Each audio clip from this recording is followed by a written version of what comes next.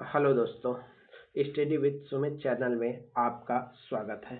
आज हम आपको भूगोल के कुछ महत्वपूर्ण अभ्यास प्रश्न कराने जा रहे हैं जो आपके railway SSC group D exam के लिए काफ़ी महत्वपूर्ण होगा। तो चलिए पहला क्वेश्चन से हम स्टार्ट करते हैं।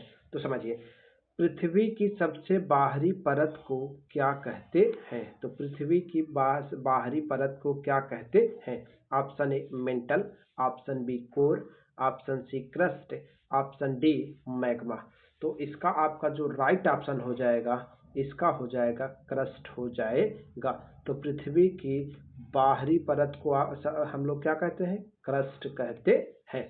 तो समझ लीजिए, अगर मान लीजिए आपने पृथ्वी को एक चपटे के आकार के जैसे वो क्या कहते हैं, उस मान लो गोली सी पृथ्वी है, तो उसमें से आप क्या निकाल, तरबूज में से कोई चत्ती नहीं निकाल लेते, तो उसी को हम एक चत्ती के अनुसार निकाल लेते हैं और उसके अनुसार हम चेक करते हैं कि इसमें क्या है। तो देखिए, सबसे जो ऊपरी वाला भाग होता है इसे हम लोग कहते हैं क्रस्ट कहते हैं।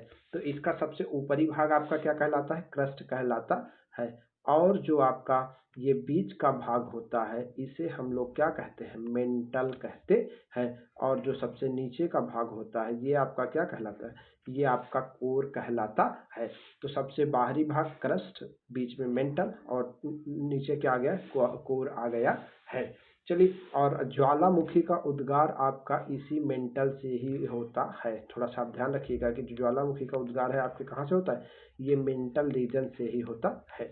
चलिए क्वेश्चन नंबर 2 में चलते हैं। दूसरा देखिए, क्वेश्चन नंबर 2 कह रहा है, पृथ्वी का सबसे बड़ा महासागर कौन सा है? पृथ्वी का सबसे बड़ा महासागर कौन सा है? ऑप्शन ए हिंद महासागर, ऑप्शन बी अटलांटिक महासागर, ऑप्शन सी प्रशांत महासागर और ऑप्शन डी आर्कटिक महासागर। तो आपको पता है जो सबसे बड़ा महासागर है उसका नाम क्या है? प्रशांत महासागर या पैसिफिक ओशियन। चलिए क्वेश्चन नंबर 3 पर चलते हैं।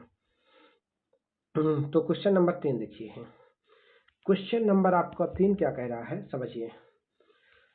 भूमध्य रेखा पृथ्वी को किस अनुपात में विभाजित करती है? Option A 1:2, option B 2:3, option C 2 समान भागों में, ऑप्शन डी 3 और 4 के अनुपात में। तो देखिए, भूमध्य रेखा जैसे नाम से ही वर्ड है कि भूमध्य रेखा, तो इसका मतलब हो गया पृथ्वी को 2 भागों में बांटना। भूमध्य रेखा पृथ्वी को 2 बराबर भागों में बांटना। तो 2 बराबर भागों में बांटने का मतलब हो गया 2 समान भागों में विभाजित करती है। तो इस प्रकार इसका राइट ऑप्शन आपका क्या हो जाएगा? क्वेश्चन नंबर सी हो जाएगा। तो भूमध्य रेखा पृथ्वी को किस अनुपात में विभाजित करती है?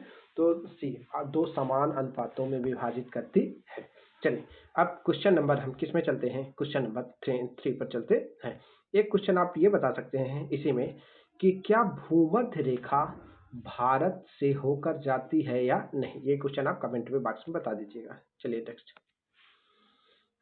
क्वेश्चन नंबर 3, भारत में सबसे लंबी नदी कौन सी है? भारत में सबसे लंबी नदी कौन सी है? Option A Yamuna, option B Ganga, option C Brahmaputra और ऑप्शन डी गोदावरी। तो देखिए, भारत में जो सबसे लंबी नदी है उसका ऑप्शन कौन सा होगा? बी गंगा। देखिए, अगर इसमें सबसे बड़ी नदी पूछता तो वो तो आपकी कौन सी हो जाती? ब्रह्मपुत्र नदी। ब्रह्मपुत्र नदी के बारे में जान लीजिए कि इस पर एक माजुली द्वीप है जो कि बहुत इंपॉर्टेंट है। उसके बाद जो गंगा नदी है, ब्रह्मपुत्र नदी वो पूरी तरीके से भारत में नहीं बहती है, जो कि जबकि गंगा नदी जो है वो पूरी तरीके से कहाँ बहती है? भारत में बहती है। और गंगा नदी की जो लंबाई है वो 2525 किलोमीटर है। और गंगा नदी, आप ब्रह्मपुत्र नदी के बारे में जान लीजिए कि ये वहाँ से आपके चीन से आते हुए अरुणाचल प्रदेश से होते हुए आपकी बांग्लादेश से होकर बंगाल की खाड़ी में चली जाती है। तो चलिए नेक्स्ट हम स्टार्ट करते हैं। नेक्स्ट क्वेश्चन स्टार्ट करते हैं। अच्छा, एक आप यहाँ से एक और क्वेश्चन बता दीजिए।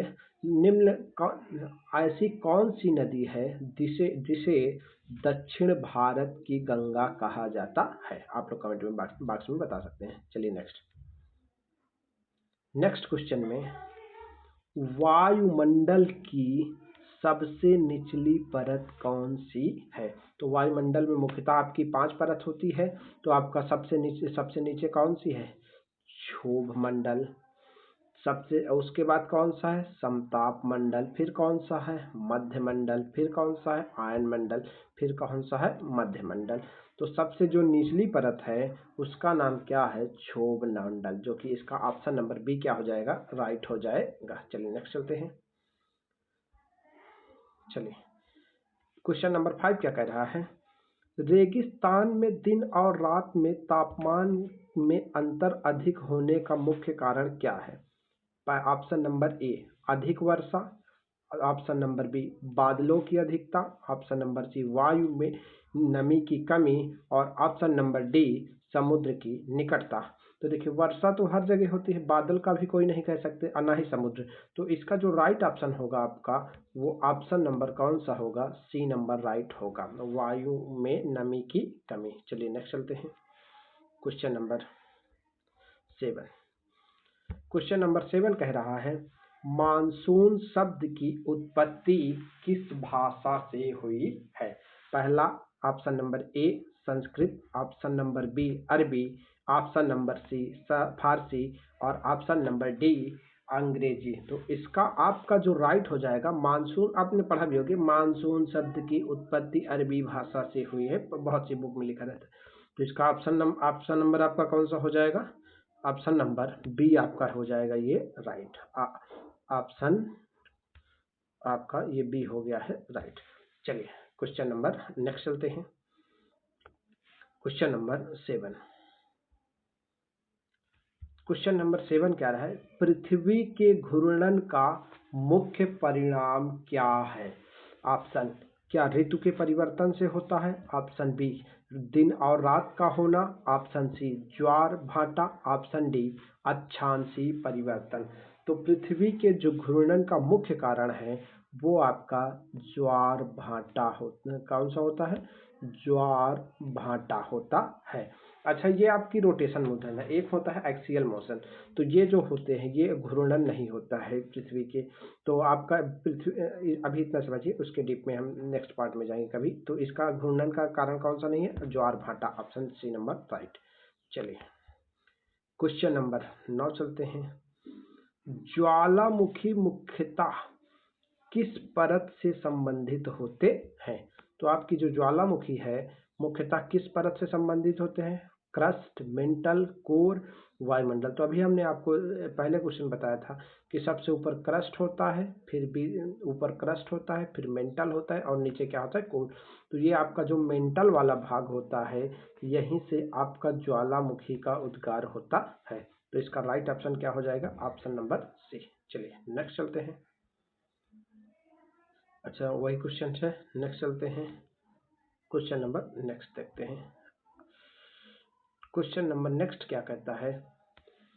अक्षांशों को मापने की इकाई क्या है? जो अक्षांश होते हैं उनको मापने की इकाई क्या है?